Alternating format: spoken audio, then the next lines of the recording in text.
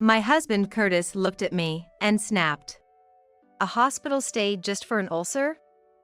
It's not that serious of a disease. You're making too much of a big deal out of it. It seemed like he wasn't worried at all. It's because you pushed her too hard, Ashley said, making him uncomfortable, so he declared, I'll go buy something to drink, and left the room. After a while, Curtis came back looking very anxious. You have only a year left to live, he said solemnly. What? I was surprised, wondering if there had been some explanation from the doctor that I was unaware of.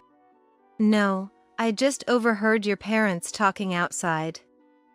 I was going to greet them, but then I heard something like that. I wondered what my parents were talking about. As we sat in silence, Ashley suddenly burst into laughter. Pfft. Ha ha ha. Wondering what was going on, we both looked at Ashley. Then she turned to Curtis and dropped a bombshell. What are you talking about? Isn't that about your mistress and not Mom? The air froze. Dad, we know everything.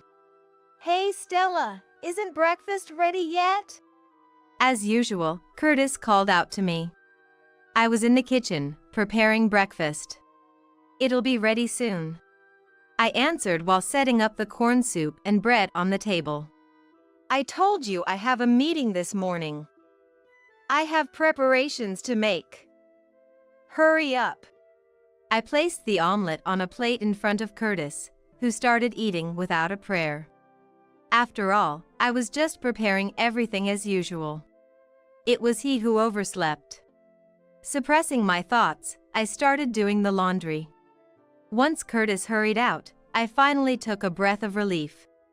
The morning news show started, and I took my breakfast to the lively sound of the TV. As a housewife, I spent my days like this, taking care of Curtis. After 25 years of marriage, with a lot of time spent alone at home, I've been thinking about picking up a hobby, but my shy nature always gets in the way, preventing me from taking the first step. Every day, I prepare breakfast for Curtis, do the laundry, clean, shop. I was getting bored with the repetition of the same days. I've thought about going to work, but I've been frail since I was young, and after giving birth to our daughter Ashley, I became even more prone to illness, so that was not an option. Will my life just end without anything changing? As I was thinking this, the doorbell rang. The sound of the front door unlocking was heard, and Ashley entered. Mom, are you here? She said, opening the door to the living room. Welcome back. Ashley sometimes comes back like this to check on me. When I'm not feeling well, she even helps with the housework. She's such a capable daughter. How are you feeling? I've been doing quite well recently. Ashley looked relieved to see my face, smiling gently. That's good to hear. Then, how about we go out for lunch?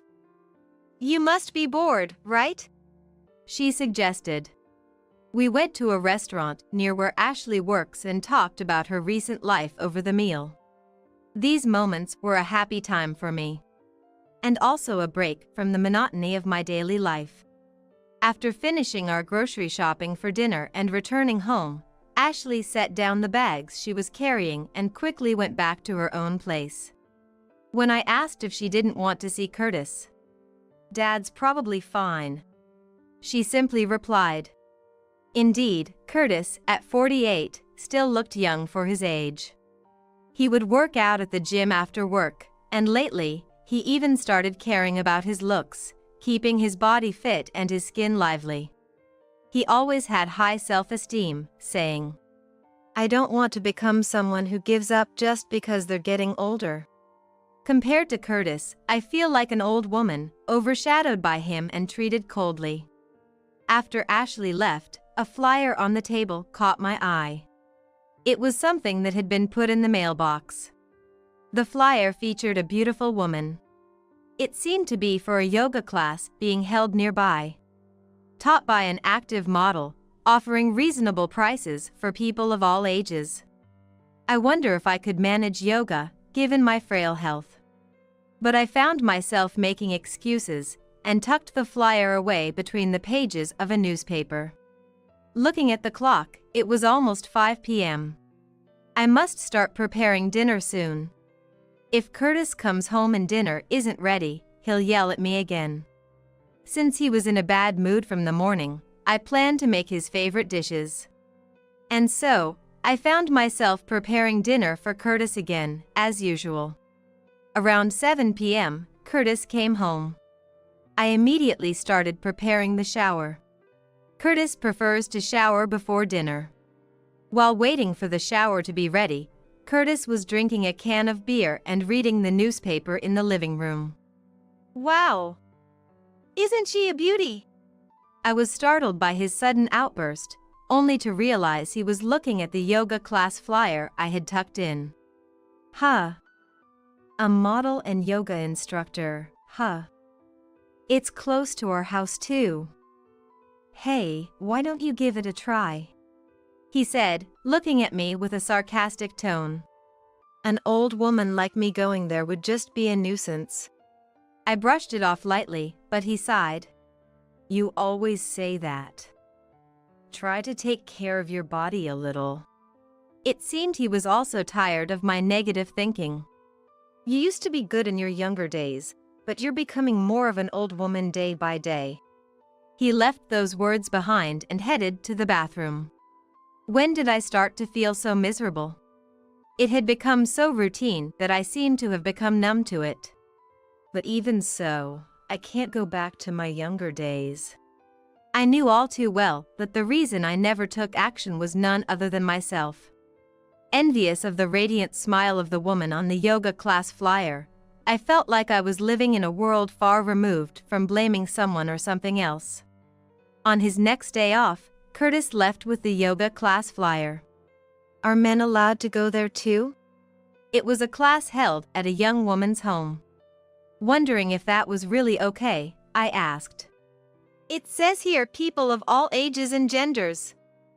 So it should be fine. I'm just going to observe. If it's not okay, I'll come right back.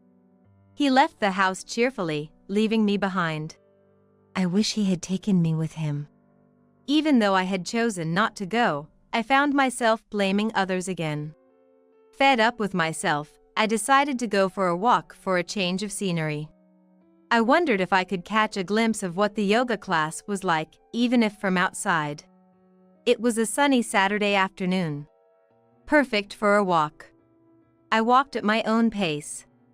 Eventually, I reached the neighboring town where the yoga class was. I didn't remember the address from the flyer, but I had a rough map in my head. And so, I walked looking for the yoga studio sign. Yoga. Yoga. Then I realized. There were no signs for a yoga studio around here. I can't tell where it is. Just as I was about to give up and go back, I heard a familiar laugh. Turning the corner towards the sound, I saw a man and a woman I recognized, sitting at a garden table, enjoying tea. It was unmistakable. Curtis and the yoga class instructor. Not wanting Curtis to notice me, I couldn't hear what they were talking about, but they seemed to be having a great time. Despite being my husband, I was impressed that he didn't seem out of place even next to a young woman. Suddenly, I felt miserably shabby and pathetic. Unable to stay still, I quickly returned the way I came. Why do I always end up like this? All the way home, I kept blaming myself. It wasn't just about my deteriorated appearance. Above all, I needed to do something about this self-deprecating personality. I resolved to change. In the evening, as I was preparing dinner, Curtis came home in a particularly good mood. How was the yoga class? My heart raced, wondering if he knew I had seen him having a good time. Yeah. It was fun. The teacher was around Ashley's age, but she had proper qualifications as an instructor and seemed very competent. So she was that young. I wondered what kind of conversations they had, what made them enjoy their time so much. I became a bit curious. Maybe I should try yoga too, I murmured to myself then. No, that would be impossible for you. Curtis looked me up and down exaggeratedly before laughing. There were a few others there, but none like an old woman like you. You'd just embarrass yourself. Hearing that, I got angry. I was jealous of the yoga instructor, but I had been trying to think more positively. Seeing my expression, "If you're so angry, you should have done something about it sooner," he said dismissively before disappearing into the bathroom. I thought about attending on a weekday when Curtis wouldn't know, but I was sure they'd identify us as a couple based on our last name or address. If Curtis found out, he'd surely berate me. So, despite my resolve earlier in the day, I became gloomy and secluded myself. 3 months had passed since Curtis started attending the yoga class. He went there on his days off, not just for yoga, but it seemed he was also helping with minor DIY for home decor and other small errands. Isn't that something you shouldn't have to help with? I brought it up to Curtis, concerned, but he snapped at me. A girl around Ashley's age is in trouble, and you won't let me help her? Or do you think there's something shady going on? Ridiculous. Even though he's not the kind to help around the house even when I'm feeling unwell. It was unbearable to feel like he valued the instructor more than me. But I couldn't neglect my household duties. I focused more on housework, and Curtis complained about me even more. Ashley, who occasionally came to help, said to Curtis, "Dad, you're being too harsh on Mom." But he dismissed her. That's Stella's job. If you've moved out, don't interfere. Ashley, perhaps fed up with Curtis, started coming back when he wasn't around. Then one day, I finally fell ill and collapsed. Luckily, Ashley was coming home that day and took me to the hospital. Ashley was shocked to find me curled up in the kitchen, thinking her heart would stop. She even contacted my parents, who live nearby, and I was surprised to see them visit me in the hospital bed after the examination. I couldn't help it. You're already frail, Ashley said, looking down. Who could blame her for worrying? Thank you for worrying about me. After explaining the examination results to Ashley and my parents, they left the room, relieved. I was diagnosed with a gastric ulcer. After seeing my parents off, Ashley came back to the room to vent. I contacted Dad too. He's late, isn't he? I knew Curtis wouldn't leave work early to rush over for me. But it still felt lonely. I'll come again tomorrow. You'll need a change of clothes, right? Ashley couldn't bear to leave me looking so forlorn. I was grateful to have raised such a kind daughter. That was my only pride. I'll contact Dad again. See you tomorrow. Ashley left, but Curtis didn't come to the hospital room that day. The next day, Ashley brought me the things I needed for my hospital stay. Looking somewhat guilty, Curtis was standing behind her.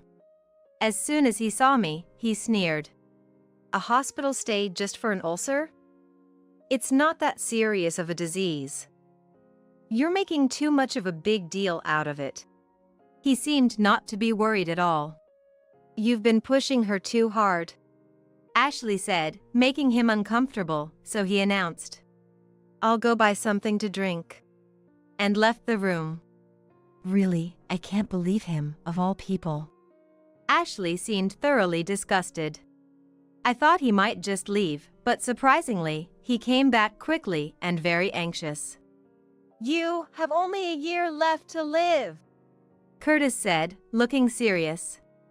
It seemed it was no joke. What? I was shocked, wondering if there had been some explanation from the doctor that I was unaware of. I just overheard your parents talking outside. I was going to greet them, but then I heard something like that. I wondered what my parents were talking about. As we sat in silence, Ashley suddenly started laughing. Pfft. Ha ha ha. Wondering what was going on, the two of us looked at Ashley. Then Ashley turned to Curtis and said something shocking. "What are you talking about? Isn't that about your mistress and not Mom?" The atmosphere froze. "Stella, are you okay? I came to check on you." Cutting through the tension, my parents arrived. Grandma, Grandpa. I was just about to talk about everything. "So, we're doing it now." Dad was silent, but his glare kept Curtis from running away. "Dad, we know everything." Ashley began to tell everything. It was about a month after Curtis started going to the yoga class. On her way home from our house, Ashley witnessed something unbelievable. That day, I had been telling Ashley about the yoga class. I reconsidered wanting to go myself and asked Ashley to check it out for me. I asked her to go and ask if it was really a kind of place that would make me feel out of place, like Curtis said. I could have gone myself, but I was scared. "Sure, I can even check it out on my way home today." Ashley agreed cheerfully and went to the yoga class. When Ashley got close to the studio, she saw someone leaving the entrance. She quickly hid around the corner to see it was apparently Curtis and the instructor. Curtis was supposed to be at work that day, but Ashley couldn't have mistaken her own father.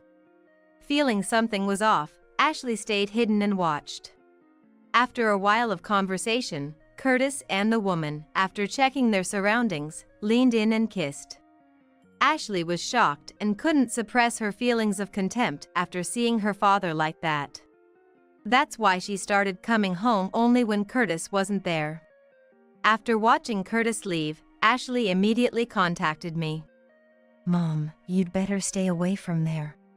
Ashley, usually so positive, saying something like that made me ask what was wrong, but she wouldn't say. "I just feel like you and that instructor wouldn't get along." Looking back, it must have been Ashley's kindness trying not to alarm me. Unaware, I regretted missing another chance to go to the yoga class, but a few days later, while walking near the studio again, I spotted a suspicious woman hiding by a fence, seemingly trying to peek inside. How disturbing. Approaching, I realized it was Ashley. What was she doing? She hadn't noticed me approaching. Not wanting to startle her, I stopped and called her mobile, hoping it was someone else, but knowing it was Ashley. My wish shattered when she noticed the call from me and walked away from the studio to answer. "Hello, Ashley? What are you doing there?" I asked, sighing. Surprised, Ashley looked around and saw me. And when she saw me in the distance, "I'm coming over." She ended the call and hurried to me. I thought there was some suspicious person. Seeing my disapproving face, she looked awkward. "So, what were you doing?" Staring back at me, she said. "We'll stand out here, let's talk somewhere else." Deciding something, she began walking. "We can go to our house since Curtis won't be back yet." Feeling the seriousness, we headed home. Upon arriving home, I made some tea. After taking a moment to relax, I once again asked Ashley. "So, what were you doing there?" "That's the yoga studio Curtis attends, right?" I had previously asked her to scout the place for me, to see what the atmosphere was like, but I thought that matter had been resolved then.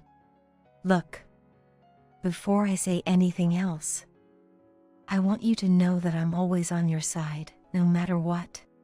Starting with that, Ashley told me everything she had seen. On the day she went to observe the yoga studio, she saw Curtis and the instructor coming out looking cozy. They talked intimately and kissed after checking their surroundings. She had been hesitant to tell me, carrying the burden alone to avoid hurting me. "I wanted to believe in Dad, too," Ashley said, sipping her tea. She had wanted to believe, so she kept going back to the yoga studio. But contrary to her hopes, Curtis was frequently there, getting along well with the instructor. "I was thinking, if I could somehow catch them in the act." If she had proof, she could confront Curtis. She thought by having something over him, she could make him stop treating me badly. I could have been reported for stalking. Discovering her there helped Ashley regain her composure. Yes. Despite hearing about Curtis's affair, I somehow remained calm. I had suspected something beyond just yoga lessons. Curtis denied it, but I lacked the courage to delve further. Hey, Mom. Are we just going to leave things as they are? Ashley looked at me worriedly. If you're up for it, I'm willing to help. I immediately understood what she was hinting at. You're asking if I'm considering divorce? Ashley just nodded without saying a word. What do I want? I asked myself. Honestly, even if I decided to divorce, I wasn't sure I could make it on my own. Having been a housewife all this time, could I really find work? Plus, there were my health concerns. Ashley offered her support, but I couldn't always depend on her. Sensing my deep thought, Ashley reassured me. Even if you decide not to divorce, like I said earlier, I'm always on your side. And left before Curtis came home. Curtis arrived and immediately started complaining about everything as usual. The taste of dinner, the cleanliness of the house, as if he was searching for faults on purpose. Had it not been for the discussion with Ashley earlier, I might have been able to ignore it, but today I couldn't. Hearing the facts from Ashley, everything Curtis did started to disgust me. His voice, being in the same room, everything felt repulsive. That night, after Curtis had gone to sleep, I decided to check his mobile phone in a desperate search for evidence. If there was proof, I would divorce him. I knew it was wrong, but the betrayal started with Curtis. Convincing myself, I checked his phone. But my last hope was shattered. Texts and photos with the instructor, undeniable evidence of his affair, were there. Quietly closing the phone, I went to the living room and lay down on the sofa. I couldn't bear to sleep in the same room. I'll contact Ashley first thing tomorrow. And that's how our plan began. Ashley and I decided to inform my parents first. If the divorce went through, I'd move back to my parents' house. So, it was necessary to explain the situation. Hearing this, my parents were furious. After discussing it as a group, we decided to act at the moment that would make the yoga instructor the happiest. During her surveillance, Ashley found out the instructor apparently had another man. I'll attend the yoga class and gather information. Saying that, Ashley started attending the yoga class and got closer to Curtis's mistress, Hilda. It turned out, just as Ashley had guessed, Hilda was engaged and planning to get married in a year. We'll target that time to demand alimony in the divorce trial. Ashley was oddly enthusiastic, but I felt heavy-hearted. I was anxious about whether I could let Curtis be free for so long and act as if everything was normal. Even now, just living in the same house made me feel sick. My anxiety and the stress of living with Curtis culminated in me developing a gastric ulcer. After telling me all that had happened, honestly, I didn't realize you were under so much stress. I'm sorry, Ashley said. When I was taken to the hospital, she discussed with my parents and decided to change the plan to immediate divorce and claim alimony. Hearing Ashley's story, Curtis just hung his head in silence. The 1 year left you heard about was referring to your mistress Hilda's modeling career. Ashley spoke coldly and formally to Curtis. There's no need for such drastic measures. A normal divorce would suffice. Don't destroy someone's happiness like that. Hearing Curtis prioritize Hilda's happiness over our divorce, I felt an anger like never before. Before Ashley could retort, I confronted Curtis.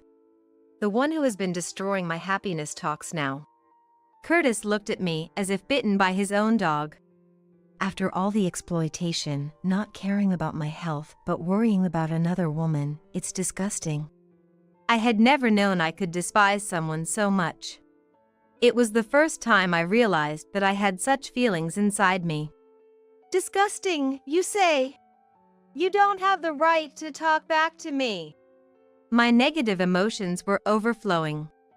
Ashley tried to intervene, but she seemed bewildered by my anger. Just as I was about to lash out at Curtis again, Mom intervened softly. "That's enough, Stella." Her voice was gentle and comforting.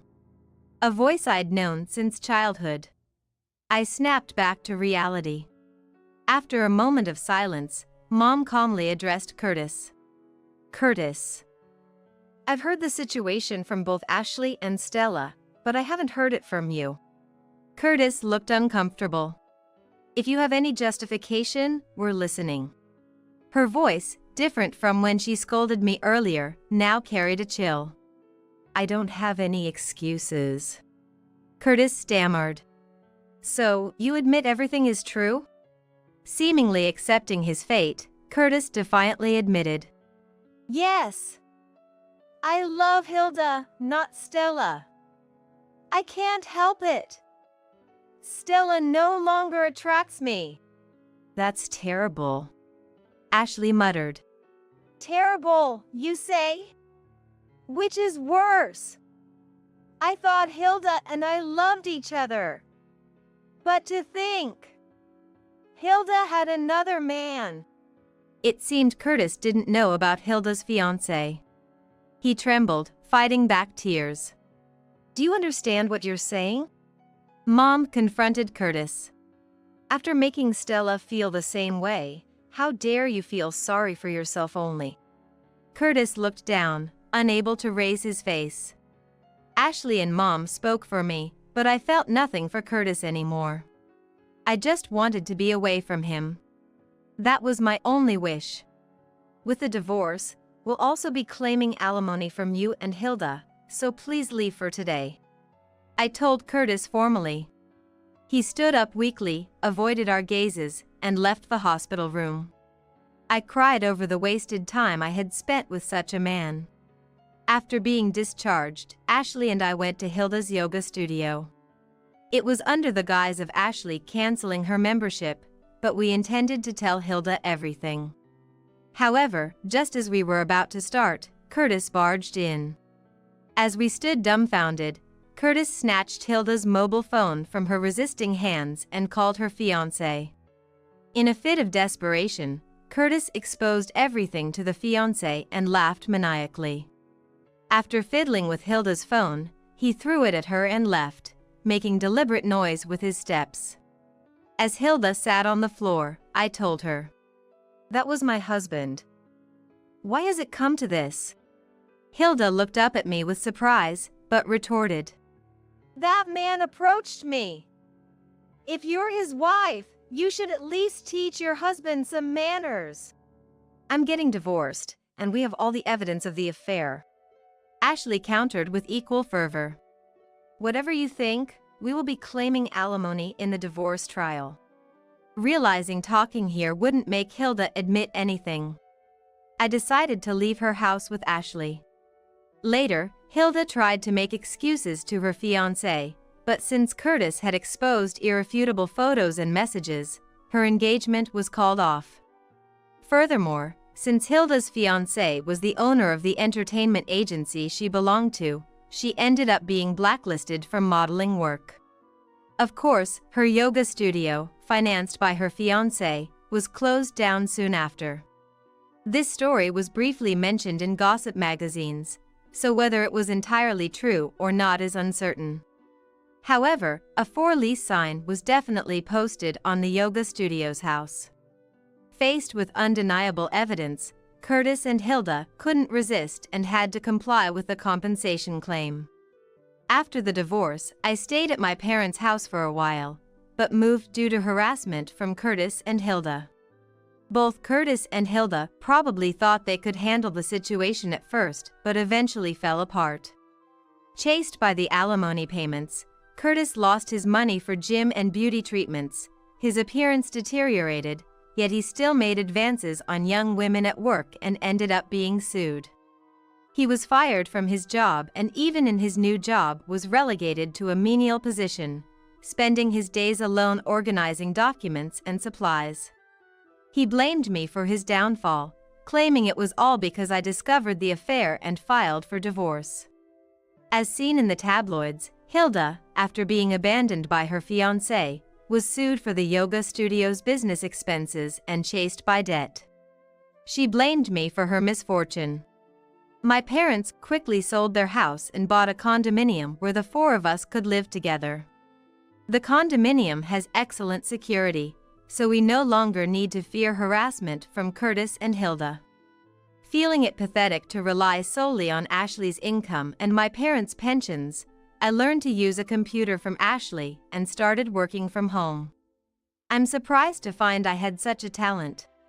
Today, I'm writing a column about life's battles. My life might have been an uneventful housewife's, but this divorce saga is sure to attract attention. While adding a bit of color to the story, I type the words. My face is wrapped in a gentle smile.